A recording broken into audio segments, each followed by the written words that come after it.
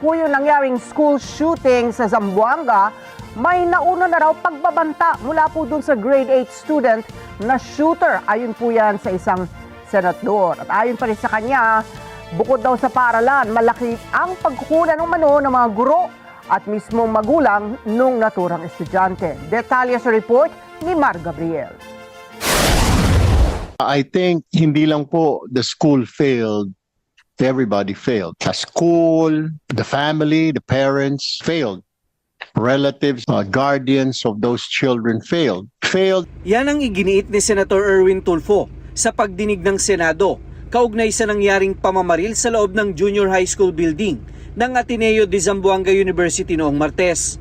2 estudyante ang nasawi sa insidente habang 2 iba pang nasugatan. Reason why I said failed because yung sa school given na po yung sa security may lapses po sila.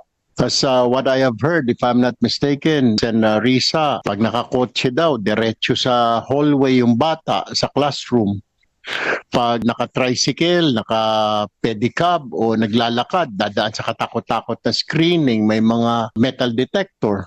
Pero pag nakasasakyan, lalo na pagmamahaling sasakyan, bababa yung bata, sasaludo na lang yung gwardiya, diretso na sa hallway, diretso na. So I think that was the entry point. Malaki rin daw ang pananagutan sa panig ng magulang ng bata, lalo na sa safekeeping ng kanyang baril.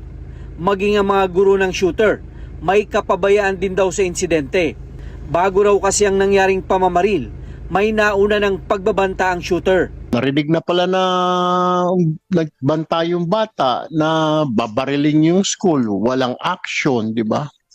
Sana tama ka, Sen. Riza, we have to have a law siguro or policy tulad po yung mga bomb threats sa mga airports, di ba? Pag may narinig na nagbibiro lang, talaga the authorities take it seriously, di ba? Siguro yung security ng school should have taken it seriously or the teacher should have reported this matter to the security of the school and then school should have reported it to the PNP para nakita kung sa na-prevent natawagan yung magulang. Iminungkahi naman ng hepe ng Zamboanga City Police na magkaroon ng metal detector sa mga paaralan upang mapigilan ang pagpasok ng anumang uri ng armas. Nakita po natin yan, yung pong mga bata, mga estudyante na papasok po ng school na naglalakad po or wala po silang sasakyan ay na-check po at meron pong mga security guards. Doon naman po sa sasakyan is merely visual search lang po yung mga security guard natin na nakakapasok sila. Yun nga po ang recommendation natin that dapat magkaroon ng X-ray or scanning machine. Kung hindi po to kaya ng mga schools natin, ay meron din po mag-check before po pumasok sa building premises o sa mga classroom po. Nais naman ni Senator Risa Ontiveros na tutukan ng otoridad ang nihilistic violent extremism group na naghahanap ng mga biktima sa mga online gaming app.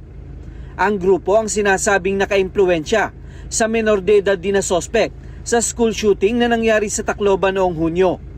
The emerging threat of NVE is real. It is nefarious. It uses alienation, the glorification of violence, and the presence of vulnerable children in digital communities that normalize harm. Kasama ang mental health, parental supervision, access to firearms, security protocols, at iba pa. It is one of the many factors behind school shootings that we must not take for granted. Samantala, may mga nakahain na ring panukalang batas sa Senado na layong palakasin ang gun control law sa bansa at pabigatin ang parusa laban sa mga pabayang gun owners. Mar Gabriel, para sa Mata ng Agila. Matatag, matapang, matapat.